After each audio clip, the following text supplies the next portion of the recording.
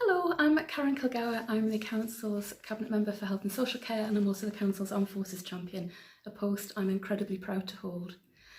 As part of our 75th anniversary of VE Day commemorations, we're reading The Velveteen Rabbit by Marjorie Williams. This book was a favourite one to read children during the war because it was a book that parents themselves had read as children. So, there was once a Velveteen Rabbit, and in the beginning he was really splendid. He was fat and bunchy as a rabbit should be. His coat was spotted brown and white, he had real thread whiskers, and his ears were lined with pink sateen. On Christmas morning, when he sat wedged in the top of the boy's stocking with a sprig of holly between his paws, the effect was charming. There were other things in the stocking, nuts and oranges and a toy engine and chocolate almonds and a clockwork mouse, but the rabbit was quite the best of all. For at least 2 hours, the boy loved him. And then aunts and uncles came to dinner, and there was a great rustling of tissue paper and unwrapping of parcels, and in the excitement of looking at all the new presents, the Velveteen Rabbit was forgotten. For a long time, he lived in the toy cupboard or on the nursery floor, and no one thought very much about him. He was naturally shy, and being made only of velveteen, some of the more expensive toys quite snubbed him. The mechanical toys were very superior and looked down upon everyone else.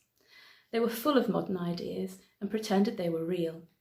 The model boat, who'd lived through 2 seasons and lost most of his paint, caught the tone from them and never missed an opportunity of referring to his rigging in technical terms. The rabbit could not claim to be a model of anything, for he didn't know that real rabbits existed. He thought they were all stuffed with sawdust like himself, and he understood that sawdust was quite out of date and should never be mentioned in modern circles. Even Timothy, the jointed wooden lion who was made by the disabled soldiers and should have had broader views, put on airs and pretended he was connected with government. Between them all, the poor little rabbit was made to feel himself very insignificant and commonplace, and the only person who was kind to him at all was the skin horse. The skin horse had lived longer in the nursery than any of the others. He was so old that his brown coat was bald in patches and showed the seams underneath, and most of the hairs in his tail had been pulled out to string bead necklaces. He was wise, for he had seen a long succession of mechanical toys arrive to boast and swagger, and by break their mainsprings and pass away, and he knew that they were only toys and would never turn into anything else. For nursery magic is very strange and wonderful, and only those playthings that are old and wise and experienced, like the skin horse, understand all about it. "What is real?" asked the rabbit one day when they were lying side by side near the nursery fender before Nana came to tidy the room. "Does it mean having things that buzz inside you and a stick-out handle?" "Real isn't how you're made," said the skin horse.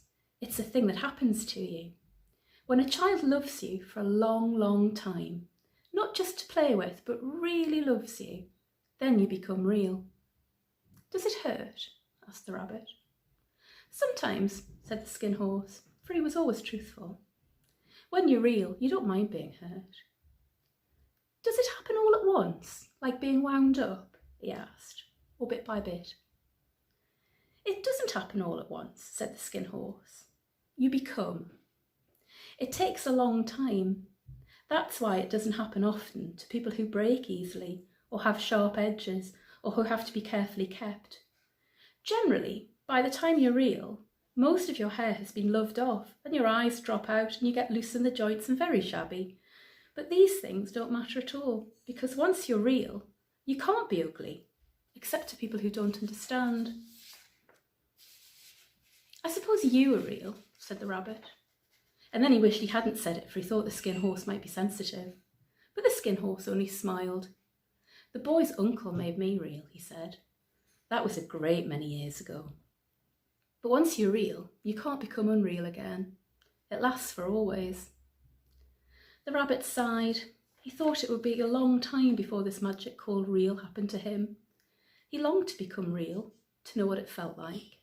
And yet the idea of growing shabby and losing his eyes and whiskers was rather sad. He wished he could become it without these uncomfortable things happening to him. And the next part of the book will be continued tomorrow, so don't forget to tune in for the next instalment. So until then, please, stay at home, stay safe, and save lives. Thank you.